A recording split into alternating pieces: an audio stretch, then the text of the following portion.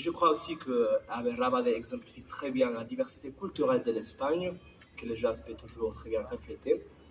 Et finalement dire aussi que la diversité et la forte tradition du jazz en Espagne était recueillie de manière récente par l'Agence espagnole de coopération internationale de développement avec notre Spanish Real Book, un recueil de compositions de jazz espagnol dont on a donné plusieurs exemplaires à l'organisation, à la fondation d'Haïti Jazz de manière récente. Finalement, j'espère que notre proposition va aider à faire ça que le jazz se fait, nous aider à récupérer la joie de vivre avec ces belles mélodies, ces riches harmonies et l'envie de vivre avec ces rythmes complexes, frénétiques qu'on ne peut jamais arrêter. Et bien sûr, tous mes remerciements vraiment donnés à la fondation Anti-Jazz, à l'organisation Anti-Jazz pour son sacrifice, sa volonté, et pour privilégier les liens avec l'Espagne en permettant que la collaboration entre Abel Rabade et représentant de l'ambassade du Mexique, Madame Joana Gomez Rodriguez, chef de mission adjointe. Merci. Mesdames et messieurs, distingués invités, amateurs de jazz et passionnés de la musique, c'est avec une immense fierté que je prends la parole au nom du Mexique pour suivre notre collaboration ininterrompue avec le Festival international de jazz de Port-au-Prince, un partenariat qui s'est solidifié depuis ses débuts. Chaque année, c'est avec plaisir que nous avons l'opportunité de présenter des artistes dont le talent est évident. En ce temps difficile que traverse le pays, le pop jazz demeure un rappel puissant qu'au-delà des épreuves, la culture et l'art demeurent des sources d'unité et d'inspiration.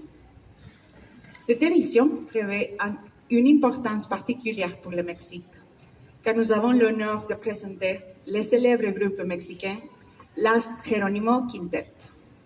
Ce groupe unique fusionne des sonorités de jazz avant-gardistes avec des nuances de tradition musicale mexicaine, notamment en utilisant la jarana jarocha, un instrument emblématique du son jarocho de l'État de Veracruz que nous sommes fiers de vous présenter. Nous tenons à adresser nos sincères félicitations à la Fondation Pop Jazz pour sa persévérance à continuer de promouvoir ces espaces culturels essentiels.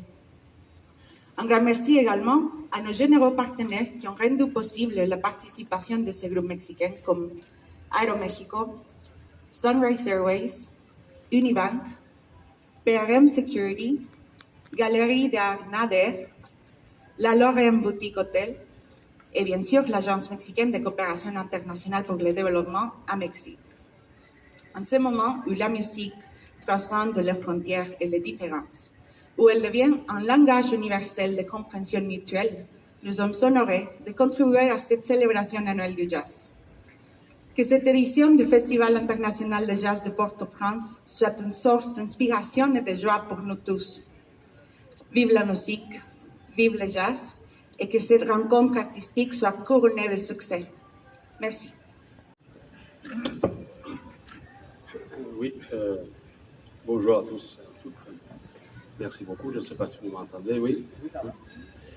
Et bon, je remercie d'abord les organisateurs pour la persévérance et la constance dans l'organisation de cette activité. Moi, je suis en Haïti depuis presque 2 ans, et presque au tout début, depuis tous les premiers moments, on va beaucoup insister sur l'importance qu'avait le pop jazz dans la scène culturelle ici à Port-au-Prince. Et l'année passée, donc, au tout début, il y a eu cette décision de ne pas effectuer les festivals ici. D'un coup, c'est toujours bien de décentraliser les activités parce qu'on veut avoir une présence plus ample dans les pays, normalement pas tout concentré dans la capitale, mais souvent, l'année passée, c'était aussi d'autres facteurs qui justifiaient ça. Donc, ça a été très bien de choisir d'aller ailleurs l'année passée, dans cette ville qui est ailleurs, dans une année d'endémie, je n'ai pas encore la possibilité de visiter grâce aux restrictions qui nous imposent, mais peut-être j'espère y aller un jour. Mais non, mais c'est très bien, je vous félicite parce que c'est tellement difficile d'organiser. Ma réflexion est très simple, c'est tellement difficile d'organiser des activités d'ampleur internationale ou pas dans un pays qui est perçu comme très complexe, très difficile, la difficulté.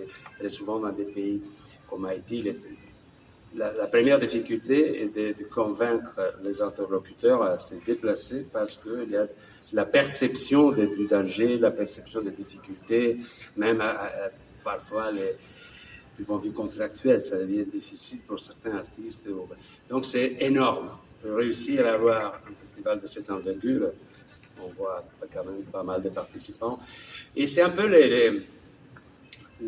la leçon de la coopération, en fait, la coopération internationale qu'on a en Haïti. On a toujours ces gens de panneaux derrière. Et alors la réflexion est, vu qu'on n'est pas au stade de foot où il y a, vous savez, quand les grands champions, ils font leurs entretiens avec tous ces symboles de sponsors. Et là, c'est peut-être commercial, mais ici, ce n'est pas une dimension commerciale. À mon avis, ça montre la nécessité dans un pays complexe comme Haïti, une situation complexe, de se mettre ensemble. Se mettre ensemble, c'est la seule façon de surmonter les difficultés presque exceptionnelles auxquelles le pays fait face dans toutes les facettes, c'est ces synergies. Donc, vous avez la plupart des ambassades présentes, mais surtout, vous avez les ministères, vous avez les institutions culturelles, vous avez les entreprises, vous avez les moyens de télécommunication, vous avez tout le monde. Et ça démontre en fait que pour aller de l'avant dans ces pays, il faut vraiment tous se mettre ensemble. Ce qui n'est pas justement toujours très facile, malgré les moteurs nationaux soient neutres. Donc, félicitations, bravo, c'est exceptionnel d'être là avec un certain nombre d'artistes. Comme l'Union européenne, dans nos prérogatives, ne nous permettent pas en fait facilement d'amener des artistes européens. On a des Européennes via les trois ambassades européennes qui ont été impliquées, mais on a décidé d'appuyer quand même via cette initiative du dimanche Place Boyer, donc la collecte pour des déchets, la gestion des déchets, que je pense va être animée par de la musique, des moments excellents. Donc voilà, c'est une bonne initiative. Évidemment, c'est symbolique. Une fois qu'on a nettoyé la place Boyer, on va voir le succès de l'initiative. Il reste tout le reste de la vie. Mais quand même, c'est tout symbolique. On fait beaucoup ce genre de choses. C'est pas le résultat en soi, c'est l'idée de s'animer autour de quelque chose qui unit les gens, qui est donc, nous savons, la musique. J'avais pas remarqué, je suis pas un grand expert de jazz, donc je ne vais pas vous amuser avec des références parce que c'est pas. Mais j'avais pas jamais soupçonné que la ponctualité soit très liée aux artistes de jazz. Vous avez souligné que toutes les activités vont être à l'heure. Ça va être un défi parce que je n'avais jamais imaginé que les jazz étaient les jazzmen et femmes étaient des personnes connues pour leur ponctualité. Et je suis vraiment. Je remercie d'abord les organisateurs. C'est très bien parce que non, mais c'est vrai en fait, c'est très important. La persévérance, la constance dans l'organisation. En tenant compte de toute la je suis en fait, c'est presque 2 ans. Presque au tout début, et pour faciliter la participation, les premiers moments, on va beaucoup insister à partir de certaines heures Pape Jazz dans la scène culturelle ici à Port-au-Prince. Et l'année passée, donc, cette décision de ne pas faire les festivals ici. D'un coup, c'est toujours bien de décentraliser les activités parce qu'on veut avoir une présence à Port-au-Prince. Je vais informer, concentré dans la capitale, mais souvent, l'année passée, c'était aussi toujours difficile de trouver facteurs qui justifiaient ça. Donc, ça a été très bien de changer les d'ailleurs. Une des choses les plus importantes, une des tâches que nous tous dans nos différentes facettes, c'est de changer les grâce aux restrictions c'est-à-dire Haïti, il y a plein de problèmes. Mais il y a aussi des millions de personnes qui luttent. Mais non, mais c'est très bien, je vous félicite parce que c'est tellement difficile. Ma réflexion est très simple, c'est tellement difficile. Donc, c'est parfois difficile de transmettre ce message, et donc c'est vraiment d'ampleur très bien que vous ayez réussi dans un pays qui est perçu avec le support de la plupart des missions des hommes dans des pays qui sont internationaux.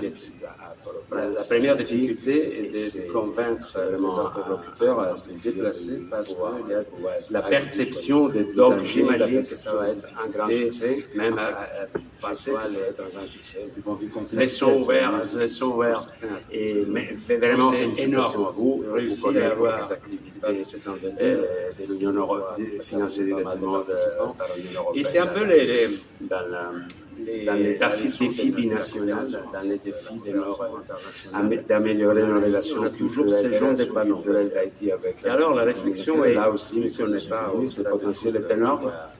Beaucoup de bonne volonté, beaucoup de grands champions, ils font beaucoup de patience, mais quand même, dans ces programmes, on a réussi quand même. Là, c'est peut-être commercial, en faisant comprendre aux gens que finalement, l'île la nécessité dans un pays a une dimension culturelle commune qui c'est pas vrai qu'il n'y a que des éléments qui divisent. Il y a aussi beaucoup d'éléments qui unissent, si on veut le voir. Il faut faire l'effort de vouloir le voir. Donc, merci beaucoup encore et félicitations. Bonne chance. République d'Haïti. Monsieur Gilles François Junior, directeur de communication. Merci Joël, bonjour, bonsoir à tous et à toutes. La Banque de la République d'Haïti, nous sommes vraiment honorés de nous associer une fois de plus au Festival international de jazz de Port-au-Prince. Pour nous, c'est un événement exceptionnel qui offre au public une animation musicale et artistique de qualité et aussi une opportunité de créativité et d'inspiration à nos musiciens. La Banque de la République d'Haïti, on tient, bien sûr, comme le gouverneur l'a dit, on félicite l'équipe organisatrice et nous saluons aussi sa résilience pour avoir su préparer dans un contexte extrêmement difficile ce festival de jazz. Alors, en tant que fidèle partenaire de ce festival, la Banque centrale, nous reconnaissons l'importance de soutenir cette initiative culturelle et qui, bien sûr, assure un rayonnement international à notre pays. Depuis 2 années, la Banque de la République d'Haïti, nous apportons un soutien ciblé au volet numérique du festival, qui favorise ainsi la coordination, la consommation à distance de produits culturels de qualité, made in Haiti, vraiment produits culturels de qualité accessible à la population, à la diaspora haïtienne et aussi au public international. Et la Banque centrale, nous réaffirmons encore une fois notre volonté de contribuer à la promotion de l'inclusion, l'éducation musicale et de la diversité culturelle en Haïti. Et au nom du gouverneur de la Banque centrale, M. Ronald Gabriel, nous souhaitons donc à la Banque centrale bon festival à toutes et à tous. Merci Gauthier. Je passe la parole finalement au ministre de l'Éducation et de la Formation professionnelle, M. Leslie Maniga, ministre. Bonjour à tous. Je prends la parole à triple titre, ministre de l'Éducation nationale, de la formation professionnelle, en charge de l'enseignement supérieur, ministre AI de la culture, et aussi en tant que musicien. Et Joël le sait aussi. Alors, une première question peut venir à l'idée, légitime d'ailleurs, que fait un ministre de l'Éducation nationale en Haïti aujourd'hui, ce matin, dans un contexte où certaines écoles peuvent être en difficulté. Dans une conférence de presse qui tourne autour de la musique et du jazz. La réponse n'est même pas pourquoi pas, c'est justement. Et je crois que l'effort, l'exercice qui est de ce matin, qui ressemble à beaucoup d'autres exercices, c'est pour que les voix de nos chanteurs, chants folkloriques, chants populaires, chants patriotiques, la résonance des cordes de guitare, les sons de nos tambours, je ne dirais même pas taisent la voix des armes à feu, mais les surpassent, et que ce soit les vraies voix d'Haïti. Et c'est à cet exercice que nous sommes aujourd'hui conviés. Il y a une semaine déjà, le ministère de l'Éducation nationale a eu l'opportunité de signer un protocole d'entente avec la Fondation Haïti Jazz.